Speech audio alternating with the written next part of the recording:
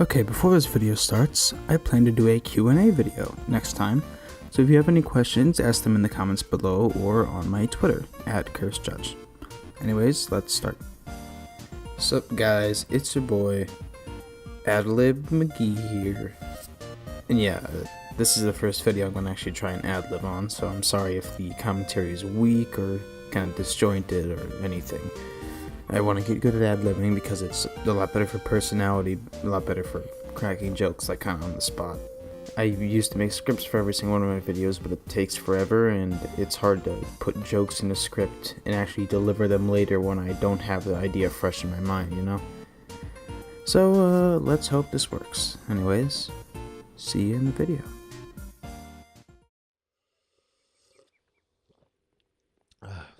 Hey, Yeah, what's up? I found a disc. We'll put it in the thing then. No, Let's go. Put it in the thing. okay. The last time you clicked on a Minecraft video was probably like 5 years ago. Don't worry, I'm in that camp too. I'd rather watch paint dry than another Hunger Games Let's Play. My name is jschlatt, and today we're going to talk a bit about how a stupidly simplistic sandbox became my favorite game, where I think it took a turn in the wrong direction, and why even after all the new changes, even after how god-awful the community has become, and even after mine... Minecraft. This game is my childhood, in all honesty. I have spent more time on that game than I will any other game in my entire life. I'm very happy it doesn't keep track of the time. So when this video came out, when I discovered jschlatt and I watched it, it got me a little emotional, and I don't get emotional. It's really stupid. Nostalgia is a weird thing, but there's so much attachment I have to this game, like a lot of vivid memories. Because, for example, my username used to be Bow Puncher, and it was really stupid. I don't know why I came up with that. I was 12, but I distinctly remember wanting to put Dragon Slayer as my username, but thinking my mom might get angry at me, so I just did Bow Puncher. I really hate both of those usernames nowadays, but I thought those were cool back then. And there's so many things about the game that I still admire to this day. The video just points it out, especially the part where he goes through his first world and talks about all the things that are linked to his past. I lost my first world, but I still will never forget it in my mind. Seriously, if this game was your childhood, I would heavily suggest watching this video in full. It's one of the best things we've ever seen.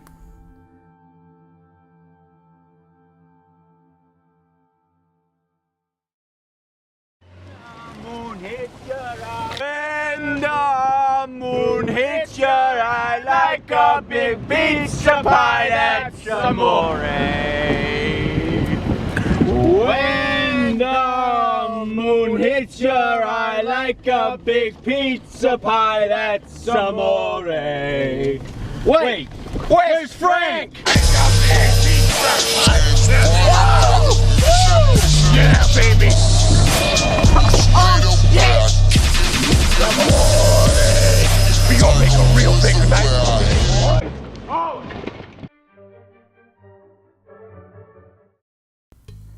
And we're back with the boys. You can't really escape when you're talking about legendary videos.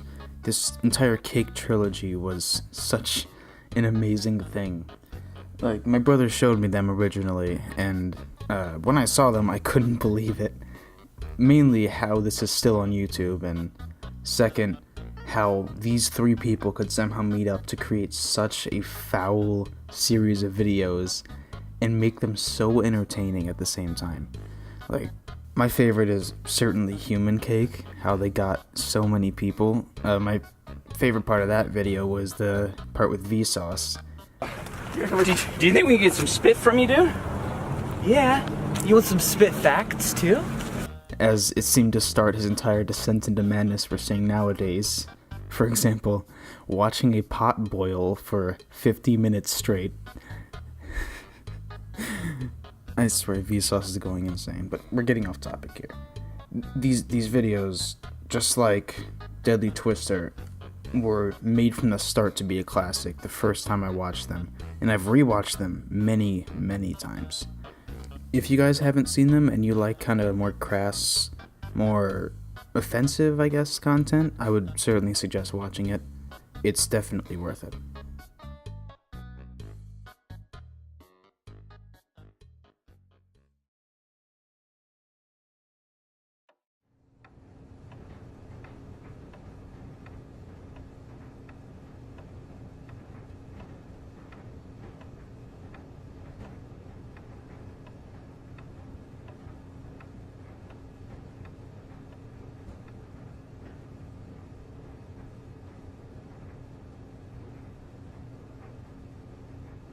What's your favorite idea? Mine is being creative. How do you get the idea? I just tried to think creatively. This series was fucking weird. I'm the type to follow ARGs, and I believe at least this is one, is it? Give or take. Anyways, I followed this series from the moment it started, or the moment it reached like somewhere around 20 million views. I think it's at like 54 million right now. But it is one of the most obscure stories told in one of the weirdest ways I've ever seen, and this is in the age of petscop and all the other ones. It's so surreal, and I think that's the part I really like about it. You know, it's difficult to tell what's happening on the surface. You just think it's like a series of weird videos that has a dark turn at the end, but there's an actual narrative that might only trip you off to that on the 6th one, the final one. And I know there's another one coming in the future, but or a whole new series even, but I'm really not sure about it. That was 5 months ago, so maybe it'll come out soon, who knows.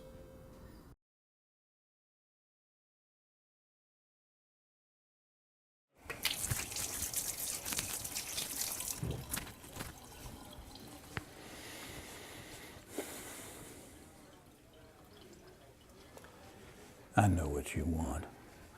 Oh, sure, they may have tried to separate us, but what we have is too strong, it's too powerful. I mean, after all, we shared everything, you and I. I told you my deepest, darkest secrets. I showed you exactly what people are capable of.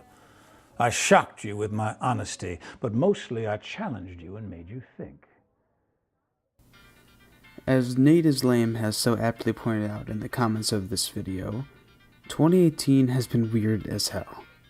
Like, honestly, there's been so many events that have had just unexpected outcomes, or events that should not even happen in the first place. And the cream of the crop has certainly been that massive Hollywood pedophile ring, or just constant sexual misconduct that just blew up and started a massive chain reaction. Those are the type of people that never have that done to them. So that happening was a massive event. And out of that came this video by Kevin Spacey himself at the end of 2018, December 14th.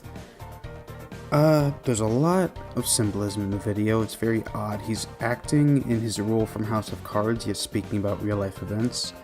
But the message of the video is, if I'm going down, I'm taking everyone else down with me.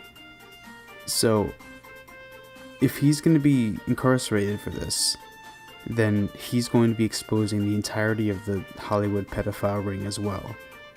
And that is going to be wild if it happens. I'm half excited to see this unfold, and I'm truly curious as to what is going to happen in the future. But either way, this is one hell of a weird video.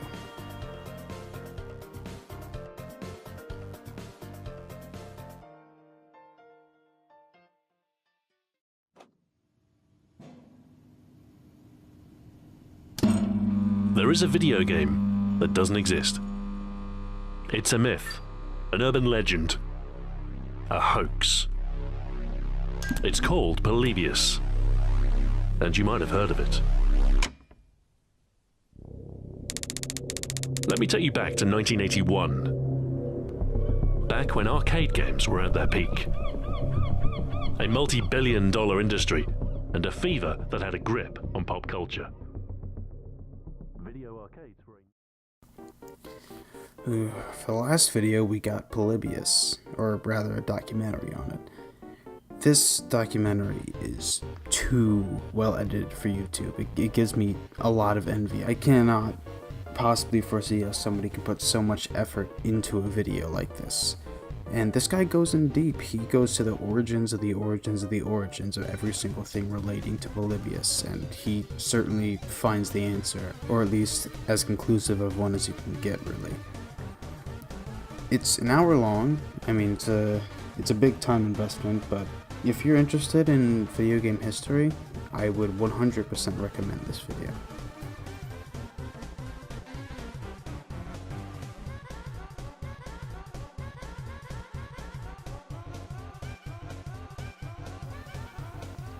And that should wrap it up. Again, you know, blah blah blah, YouTube garble, Twitter, subscribe, like, other things I'm probably forgetting. But the biggest thing is that Q&A video I mentioned at the beginning. If you got any questions, ask them. Please. I'm very lonely. Other than that, hope you have a good day and see you next video.